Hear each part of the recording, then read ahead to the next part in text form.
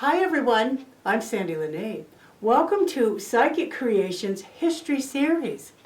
We have a very interesting show for you today as we are going to be learning about Civil War reenactors.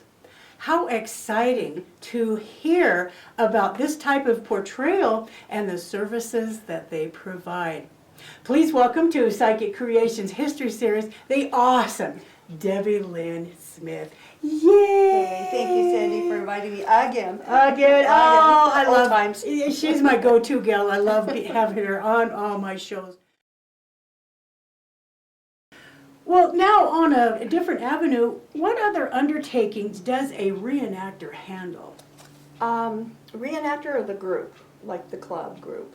Well, both. Both. Okay, reenactors, there's one of the things that we do for our club, because we are a 501c3, is part of our requirements for that, is educational outreach.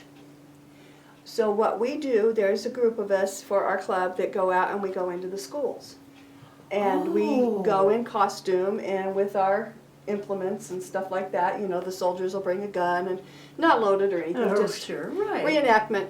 And explain to the students what it was really like back then. I actually play a game with the kids, depending on the age group. I have a bag, and in it has different items. Like I'll pull out an old-fashioned lantern and a flashlight. And I ask them, then or now? You know, is this then or now? And they'll say, is this then or now? So that they can compare to actually how things were back then. I even get down to the part about, you know, toilet paper or Sears catalog. You know? And, you know, they have to learn that every day I ask, who washed your face today? And they'll all raise their hands, and I said, well, did you go outside and get the water from the well or the creek, and did you build a fire to warm it up? And, you know, they don't have a... They need to understand that things weren't always turn on the hot water and you can take a shower. Sure. Turn on the switch and the lights work. They have to get more of a grasp of how life really was back then. One of our ladies even makes hardtack, the old-fashioned little cracker-type biscuit that survived a lot of Civil War people and ship crossings. Hardtack was a unleavened bread that was made basically flour and water, like paste. And it's dried out slowly, and that was used as a staple. You could soak it up in beans, you could soak it up in whatever stew you had around, but that was a staple commodity that kept in a pack for days, years, months, centuries. So, really? Yeah. And she'll bring in samples of those, and the kids can try that as long as they don't have a gluten allergy. Yeah, they can try that. Isn't that But we do go out. We do homeschool events where we'll meet at a park and talk to homeschoolers about what we do. Sometimes we'll take full-fledged, like at Douglas High School, we go down and we actually bring the cannon and some horses, and the high schoolers get to see the whole get up and go of a battle and the things that happen in the camps behind the camp and ballers and stuff like that. It's pretty interesting. Oh, I want to go. I know, me too. It gives them a little bit more perspective, and it gets them into actually what they're learning besides just the, you know, the class syllabus and what the teacher's talking about every day. It gives them a chance to learn a little bit more in depth. And some of our members have their great-grandfathers, you know, war things, their commission papers, and their battle cockade, the little ribbon thing that they used to wear, or they have their gun or their stuff like that. So they have those set up in display boxes so people can see them, instead of just having them tucked away in the closet at home somewhere. They're out there where folks can enjoy them, just like a walking, living museum is what we are. Oh, that's a good point. I'm glad you said that. We're a mobile museum. We take our stuff with Sure. us. One of our ladies works on the traditional cot quilts, and those quilts are basically the width or so like that, and then about 6 or 7 feet tall. And those were the ones that were issued to the soldiers, so that you'll see pictures of Civil War soldiers, and they have a rope slung across their back with a blanket rolled up in front of them. Well, that's their cot quilt. That was their sleeping bag of the day, and they'd at least have that. Over 250,000 of those quilts were made by the Northern northern women, and today there are about 3 or 4 on exhibition in museums. They did not survive. Sure. One of the biggest things is they were usually buried in them. That ended up being their burial shroud as well. So yeah, it's kind of a sad thing, or they, blood or something got all over them, or dirt and filth, and they didn't survive. So, but she's busy always working on one so that people can see, how it was done. She sets up a frame and sits there and quilts the whole time, so people get an idea what actually went into making a blanket. So, nothing was wasted. So little scraps of material left over from making a dress or whatever were always utilized in some way or another. So everything was utilized. It was just like the Depression. Sure, just like what you were saying, that there's so many behind the scenes. There is. We all learn in textbooks, it was a battle and people got killed. Yeah, but dates and names and that was how many, what happened. But you don't understand the semantics and the logistics that went along behind getting that work. They thought it was going to last maybe a couple months. They were not prepared. We're not prepared for the years that the battle toiled on. So it's pretty Goodness sad. sake, yeah, that was. Well, now, when you have these presentations or these portrayals, do you get paid? I know you said it's a 501, but individually? No, none of us get paid. What we do when we do encampment, when we do the educational outreach, when we march in parades, when we, parades. a lot of our guys will do color guards. For, deceased soldiers or whatever. We'll go out and we'll be the color guards. So no, none of us get paid. It's a volunteer organization, and we are all volunteers because we love what we do. Well, you sure love what you're doing. Just look at your aura around you. It's such passion and love. I really and do interest. love it. I really do. Well, now, let me see. What is the name of the group that you're part of? The group that I'm currently with is Nevada Civil War Volunteers. They are based here in Carson City. And like I said, we are a 501c3, so we are out there. We do take donations. Oh, okay. Yeah, because to blow off those big cannons, it takes several pounds of gunpowder, and it's not cheap. So we raise our dues for our insurance, and then we have fundraiser functions. Encampment, we have jars around, keep history alive, and people will donate, and a lot of us in camp even have stuff that we sell that are period correct items.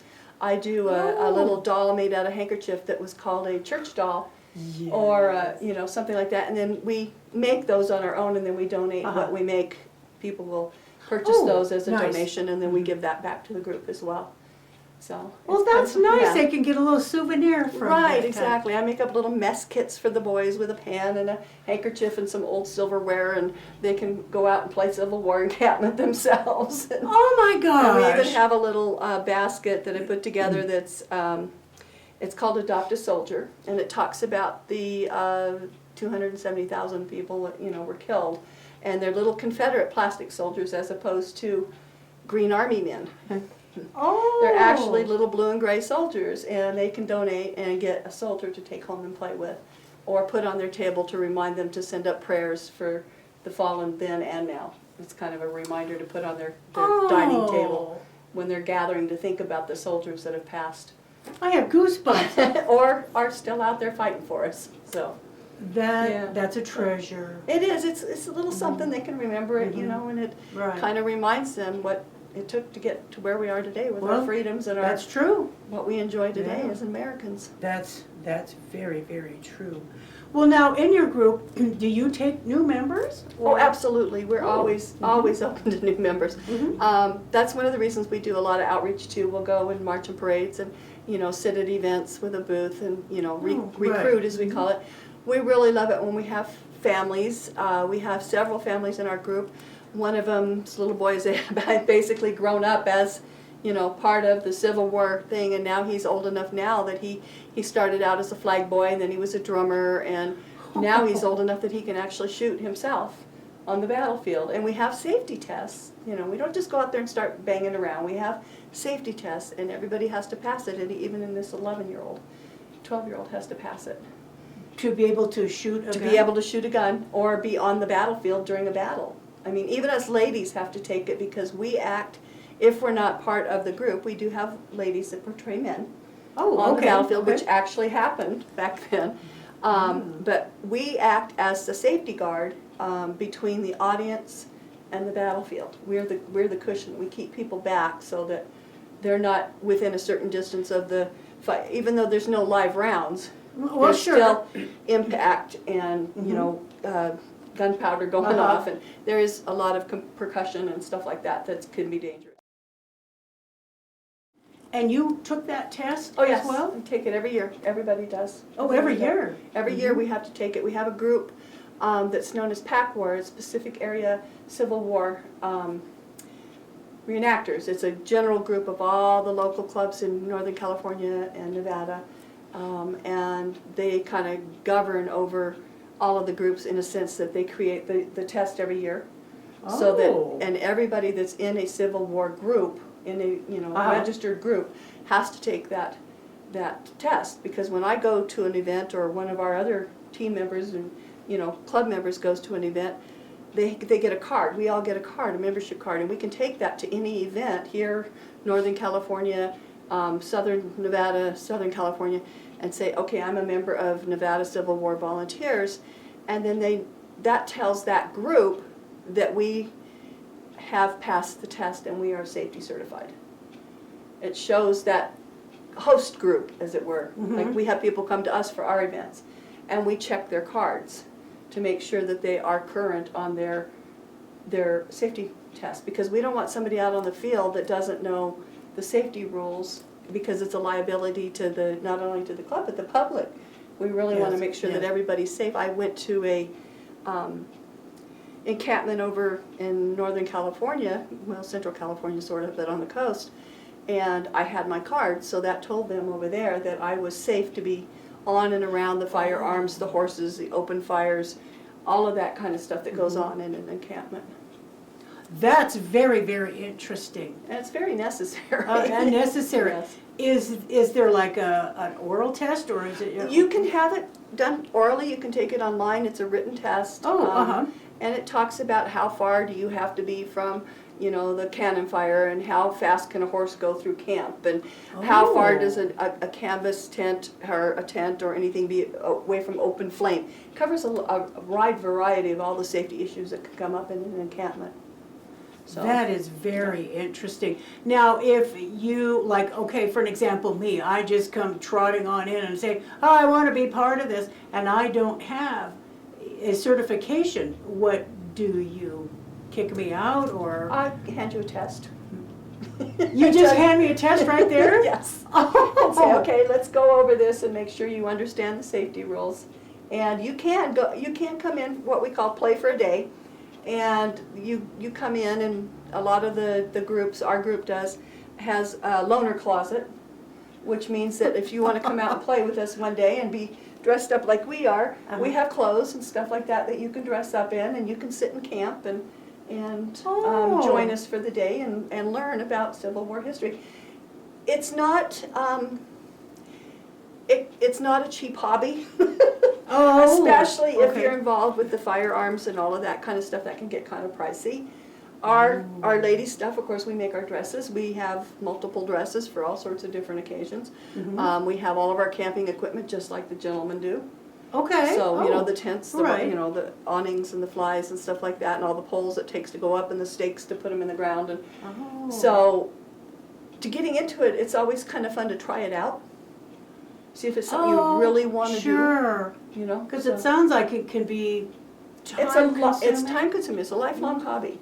Thrift stores are your best friends, because you can go and you can find canning jars, and you can find old bottles, and you can find old wooden plates and stuff like that to put in your kit, so that you have the proper equipment. Okay, sure. And in a lot of the big encampments, there's people there that are called sutlers.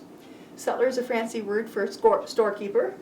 They bring bigger tents full of all the stuff that you might need. They're geared to the era. Okay. They have the gentlemen's rifles, their bayonets, their haversacks, their the oilcloth raincoats, they have all of that kind of stuff.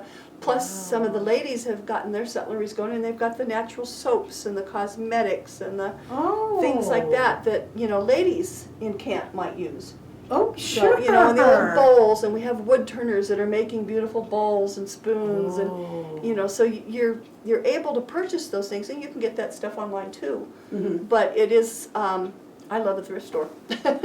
I get a lot of stuff in my thrift store, a lot little old-fashioned tables, stuff like that, you know, that you can use as part of your camp, so to speak. So. Well, I wanted to ask you, how long does it take for you to put up your tent? It's not like the tents that you can go to Walmart and buy. Right, that are already strung, you just throw it out, poof, it's a tent. Right. No, it'll take me probably, I can pretty much do it myself. Even with those heavy poles? Yes. And the canvas tent? They're heavy, but there's a way you can do it. You lay it down and then you bring it up, and it'll, sometimes I get somebody to help with the back pole and then we bring it up. But it'll probably take me about 30-40 minutes to put the tent up. I've done it enough times now, I know. But we have a system, sure. Yes, we have a system, and then the fly, it'll take a couple of extra people because it never fails, because we're in Nevada, it's always windy. Oh, true. So, trying to not blow away into Kansas is another story. Right. Holding a big piece of, 12 by 12 foot piece of canvas, you might, end up like, parachuting away somewhere. But we get, when we're doing an encampment, everybody helps everybody. Sure, well. But then it's all the little frou-frou things that I put into my camp. I make my bed with my quilts inside, and I have tables, and I have my apothecary stand, and I have to set that all up. Oh, well, So, sure, your home. my gas lamps or fuel lamps and stuff like that. So they're we have lighting at night and stuff like that. So That is so interesting. and then we have people that are some of our soldiers and ladies too. I met a lady when I was over on the coast that do what's called it's bivouacking is the modern term, but there's another, I'll think of it in a minute. But campaign, and they just go out, throw up a lean-to, and sleep in a bedroll, and that's it. It's what they can carry on their back. Oh, really? Yeah, so there was a lot of those people there. Like I said, I had a little gal that I'd met there that was actually doing that in a dress with a corset.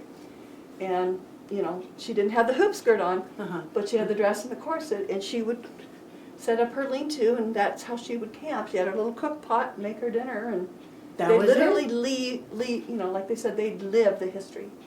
It's you're not just pretending, it's not just, dress up and go stand and look cute. It's, learning to cook in a big dress and, or a wool coat cape because it's cold, or, all sorts of weather. It's snowed on us in Genoa a couple times. It's rain, it's hot. In Yerington, 103. Yeah, So wow. you just get used to it. So, it's part of the thing. Isn't this fascinating? Torture yourself for a weekend. No, I'm kidding. That is fascinating. And just so you know, it isn't always just us that's out there. We have the Eagle Valley Muzzleloaders, who are a local group that portray trappers and hunters. Oh. And they are definitely lean-to type guys, and they're all dressed up in the skins and the fur caps, and they have the back rests, and they went out and long-legged. They come out too. They're a group that goes out and camps and lives the history. We have the Sons and Daughters of the American Revolution that have a group, and they come out in the Revolutionary War uniforms, and they're with us. Really? We've had in the past at different ones. Some of the local Indian colonies will come out. They'll set up teepees, and they'll be there, and they'll do some dancing and stuff like that. So it's all living history type people that we encourage at some of these encampments. So the one in Genoa, we have the local, Melba, our friend, goes out there. Oh, right, okay. Yeah, she's out there, and she does the Native American portion of that presentation. So she does. We're she out does. there. So That is so interesting. Have you ever been back to any of the areas of the Civil War? No, ma'am. I have not been back east. I've been there, but not to the Civil War encampments. Okay. Would you like to? I think I would like to go to Gettysburg. A group of our guys went, was it last year? I think it was last year. And they took their horses back there. Oh. All the way from Nevada to the Gettysburg, and they had the reenactment of, I believe it was the Gettysburg Battle. And there was, I want to say 3 or 4 of them, maybe, and their horses, and they got to ride. In fact, they were so honored because they were so far away that they got to be part of the general's escort. Oh. in there, and full uniform, full horse regalia. The horses were all tacked out just like they would be in the 1860s, and they got to be part of that because they'd come so far, all the way from Nevada with a horse trailer. Sure, right. So, Oh. yeah, so we do get back there. Some of our folks do. I've never gotten a chance to go, but yeah, I think I'd like to. Sure. I don't know. It kind of go through me. I don't know if I could handle all that. I know as a spiritual person, as Yes. a psychic and sensitive, Yeah. I was just wondering if you right now, not having been there, but if you right now could handle that. I'm sure that with I your don't know. abilities you would be able to see people. Yeah, a lot of stuff that I probably wouldn't want to see or feel Uh-huh. because I'm empathetic. Right. Not pathetic, empathetic. Empathetic, Yeah, sure. So I would feel a lot of that trauma, and I don't know if I could handle it. Mm-hmm. I don't know. I get that. I understand. Well, yeah, you do. that. I So- understand that. Well, goodness sakes, is there anything else that you would like to tell our How to viewers? get a hold of our group? I would love your contact. You know what? I'm going to make this an hour show. I'm going to, not hour, two half hours. Okay, where are we talking about? Oh, we're good. We got, yeah. So I'm going to ask you if you can give advice to people that want to To be new reenactors. Mhm. And then just continue talking about their clothing, their, oh, I know another thing I wanted to ask you, okay, then I'll ask that. Do you happen to have, wait a minute, let me, to kind of go back to the Civil War era, do you happen to have any true artifact from that time? I do not. I Okay. do not. I have a dear friend that lives in Dayton, and he has several things that are really good. He has an original kepi hat, the Civil War cap. Oh. He's got some Civil War lead balls, some buttons and stuff like that. And like I said, my friend Dave Cooper, he's got all of his grandfather's stuff, which is just, it's an amazing thing to see that stuff. And, that it's there. And his grandfather's commission when he was, part of the Union Army and stuff. It's pretty neat to see those documents. Oh, that would Yeah, be. it really is interesting to see that, and people just go, "Wow, you've really got that," and, Yeah, this is my great grandfather or great great grandfather, yeah. For sure. So yeah, it's kind of neat. It really is. Oh, how fun. Well, maybe one day you'll be able to get a true artifact. I might. Yeah. I think that by the fact that I pick up the herbs and stuff Right. naturally, Oh. that's pretty much the same artifacts that were there, just That's a little right. new growth. That's right. That's a good point. That's a very good So point. I don't have the bits and bobs and the buttons and stuff. I do have some older buttons and stuff like that are, but I never have enough to put them on a dress. Oh, So sure. we make something that's called, ladies make something that's called a button bracelet, which is kind of interesting. They did have elastic back then, and it's a piece of elastic, and they would sew odd buttons to it to make like a piece of jewelry. And it was almost like a friendship bracelet, so when you were sewing with which you did a lot, when you were sewing with your friends and having tea in your parlor or in your tent, wherever you happen to be, if you had an odd button, you'd trade it with a friend. And then that would build your button bracelet, and that would be a pride and joy. I'd say, oh, my friend Susie gave me this, or my friend Yvonne gave me that, or, oh, that's one that Becca gave me, or, oh, that's one that Paulette, it was on that beautiful red dress she had, kind of a memory bracelet. Well, yeah, sure. It's really fun. So that's kind of I have a couple of very old ones on there. Oh. Civil War, I'm not sure. I know they were my great-grandmothers, but not sure if they were they're close. They're close. They're close. So. Well, now as we wrap up this second interview with you being a Civil War reenactor, do you happen to have any advice for someone that's interested in becoming a member? Yes. Just know that you don't have to know everything. You don't have to have the whole Civil War history memorized in your head. Know that it is a family-friendly hobby, and guaranteed that if you get your children involved in Civil War, they won't have money for drugs, because they'll be busy looking for new, haversacks and bayonets and stuff for their rifles, or new skirts and new teapots and stuff to have for their Civil War reenacting. Like I said, our group does have a loaner's closet so that you can come out and try it. Contact a friend that does it. Maybe they can, help you get started. Contact our group. We have a lot of people there that are anxious and willing to help new members. I was a new member at one time and was taking over some people under people's wings, and I really enjoy what I do now, and I take others in, young families, anybody can come out and enjoy, anybody especially that loves history. Sure. It really does add a dimension to that historical feeling when you're living in encampment and you hear, you know, the cannons going off in the distance or the gunfire, or you know, smell the campfire smoke, or the smell of Yvonne's wonderful peach cobbler in the Dutch oven, or those kind of things. So yeah, it's really a immersion hobby.